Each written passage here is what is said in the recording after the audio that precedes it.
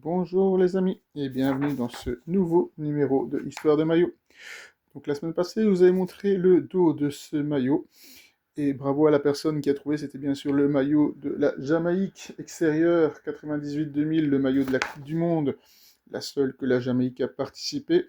Alors l'histoire de ce maillot, souvent à chaque Coupe du Monde, j'aime bien de m'acheter un maillot d'une équipe et là j'arrive au magasin Intersport à l'époque avec mon père, et donc je tombe facilement sur 4 maillots qui me font de l'œil. Mon père me dit, ben, je t'en offre qu'un, tu dois choisir. Donc il y avait la Jamaïque jaune, la Jamaïque vert, et les deux d'Afrique du Sud qui étaient aussi de Kappa à l'époque et qui étaient assez emblématiques. Et j'ai choisi celui-là, donc ce maillot de la Jamaïque. Donc c'était assez marrant puisque à l'époque, quand je jouais au football et que j'avais ce maillot-là, dans le vestiaire, ça fumait pas mal et je ne fumais pas. Donc tous mes potes me disent, attends, t'es le seul à avoir un maillot de la Jamaïque et tu fumes pas avec nous, quoi. Donc voilà, c'était assez original. Donc voilà, on va un petit peu voir l'histoire de ce maillot. Donc durant cette saison, des défaites contre le Mexique, le Brésil, la Macédoine, la Croatie, l'Argentine, la Suède, Trinité et Tobago, Cuba, Colombie, Honduras et Salvador. Des nuls contre la Suède, le Brésil et les îles Caïmans.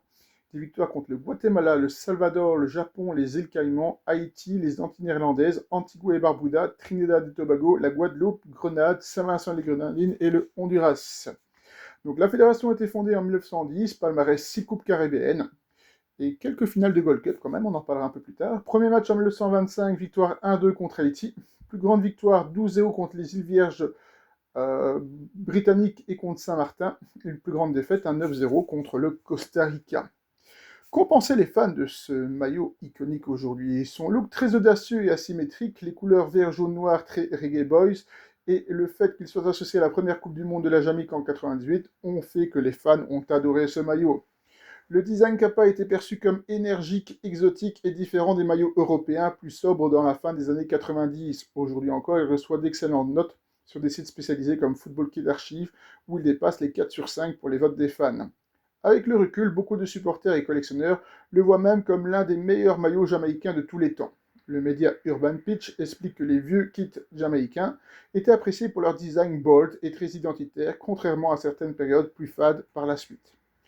Mais en 98, certains trouvaient aussi le maillot trop chargé visuellement, un peu bizarre avec son motif asymétrique, ou carrément kitsch, ce qui était fréquent pour beaucoup de maillots de la Coupe du Monde 98. C'est un cas classique de maillot devenu rétro et apprécié avec le temps. À l'époque, il divisait un peu, aujourd'hui il est surtout vu comme iconique et très collectionné. On le retrouve régulièrement dans des ventes vintage assez chères. Alors on va s'intéresser maintenant à 10 matchs mythiques de la Jamaïque. Alors, ces matchs mythiques, eh bien, forcément, vous allez vous douter, on va parler de la Coupe du Monde. Donc, la Coupe du Monde 98, le premier match, donc Jamaïque-Japon 1-0. Première victoire de l'histoire de la Jamaïque en Coupe du Monde. But de Theodore Whitmore. Match iconique, explosion de joie nationale. Jamaïque-Croatie 1-3, toujours en Coupe du Monde. Première participation jamaïcaine à la Coupe du Monde. Défaite, mais moment historique malgré tout.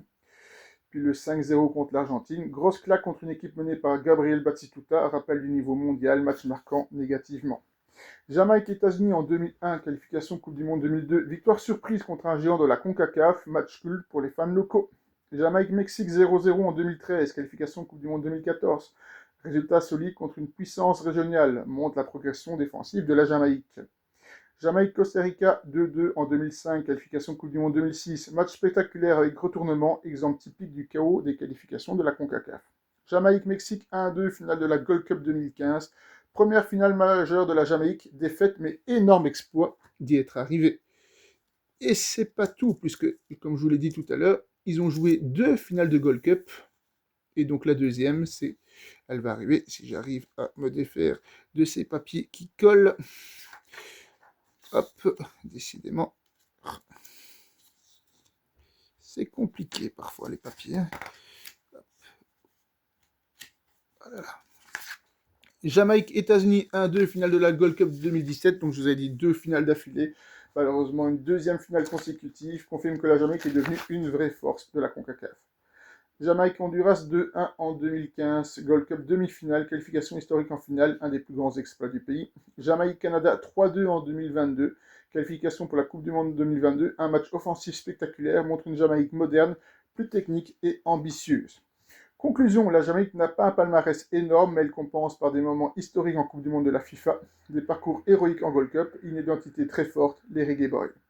Alors on va s'intéresser à 10 anecdotes sur justement cette équipe de Jamaïque. Les Reggae Boys doivent leur nom à la musique. Le surnom vient directement dans la culture reggae du pays liée à Bob Marley.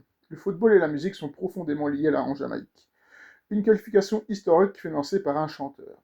La qualification pour la Coupe du Monde de la FIFA 98 doit beaucoup à Bob Marley indirectement. C'est surtout son fils, Ziggy Marley, qui a aidé financièrement la fédération pour soutenir l'équipe. Beaucoup de joueurs venaient d'Angleterre.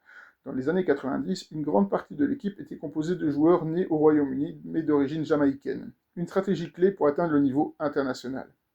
Un entraîneur brésilien très atypique. Le sélectionneur René Simões a transformé l'équipe avant 98. Il insistait sur la discipline dans un pays réputé plutôt dans un style relax. Le pays entier s'est arrêté en 98. Lors de la Coupe du Monde, la Jamaïque était paralysée. École fermée, rue vide pendant les matchs. Un des plus grands moments d'unité nationale. Un des buts les plus célèbres de leur histoire. Theodore Whitmore a marqué un doublé contre le Japon en 98. Il est devenu un héros national instantané. Ils ont failli battre des grandes nations, souvent. La Jamaïque a plusieurs fois tenu tête à des équipes comme le Mexique ou les États-Unis, mais perd souvent de peu, une frustration récurrente. 2 finales de Gold Cup consécutives. En 2015 et 2017, la Jamaïque atteint la finale 2 fois de suite, un énorme exploit pour une nation d'outsiders. Une équipe connue pour sa vitesse. Beaucoup de joueurs jamaïcains sont très rapides, pas étonnant dans le pays d'Usain Bolt. Le style de jeu est souvent basé sur la puissance et la vitesse. Usain Bolt d'ailleurs a failli devenir joueur pro. Usain Bolt a tenté une carrière footballistique après l'athlétisme. Il a même joué en amical avec des clubs pro, sans succès au final. Un petit bonus, le public jamaïcain est considéré comme l'un des plus festifs au monde. Tambour, chant, ambiance reggae, même dans la défaite. Alors on va s'intéresser maintenant à 10 anecdotes sur les maillots de la Jamaïque. Des maillots parmi les plus culturels du football. Les couleurs vert, jaune et noir viennent directement du drapeau jamaïcain. Elles symbolisent la terre, le soleil et les difficultés surmontées. Les années 90 égale folie totale. Sous l'équipementier Kappa, le design devient ultra audacieux. Motifs asymétriques, graphisme agressif, aujourd'hui considéré comme culte. Le maillot extérieur 98, celui-ci, est devenu iconique. Celui de la Coupe du Monde 98, critiqué à l'époque pour être trop chargé, adoré aujourd'hui par les fans du vintage. Influence directe du reggae. Le style de maillot reflète la culture liée à Bob Marley. Vibe décontracté, plus couleurs vibrantes, différence des designs européens plus classiques. Peu de sponsors visibles. Contrairement au club, les maillots de la sélection jamaïcaine restent souvent épurés, plus proches de l'identité nationale que commerciale. Des designs souvent trop en avance. Certains maillots des années 90-2000 étaient jugés bizarres à leur sortie, mais sont devenus ultra tendance aujourd'hui, effet rétro. Retour au style rétro dans les années 2020. L'équipementier Umbro a relancé des designs inspirés du passé, mélange de modernité et de nostalgie. Des maillots très populaires hors football. Les maillots de la Jamaïque sont portés dans la musique, la street culture, parfois même par des artistes plus que par des fans de foot. Une identité visuelle unique. Peu d'équipes nationales ont un style aussi reconnaissable. Même sans logo, les couleurs suffisent à identifier un maillot de la Jamaïque. Très recherché par les collectionneurs. Les anciens maillots, notamment 98-2000, peuvent valoir cher, surtout les modèles Kappa, originaux. Il est original. Ce n'est pas une réédition, je l'ai vraiment eu en 98.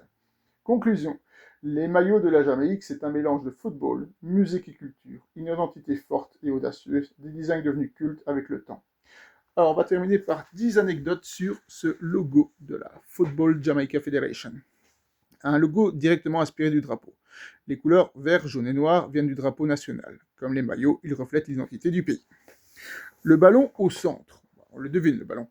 Le logo intègre un ballon de football, symbole classique mais qui rappelle clairement la mission sportive de la fédération. Un design assez traditionnel, contrairement à certains logos modernes, celui de la Jamaïque reste simple, lisible, peu de changements majeurs au fil des années. Une forme de blason. Le logo adopte une forme proche d'un écusson européen, intéressant pour un pays caribéen influence héritée du football anglais. Le sigle JFF est très visible. Les initiales de la Jamaica Football Federation sont mises en avant pour renforcer l'identité institutionnelle. Peu de rebranding contrairement à d'autres nations.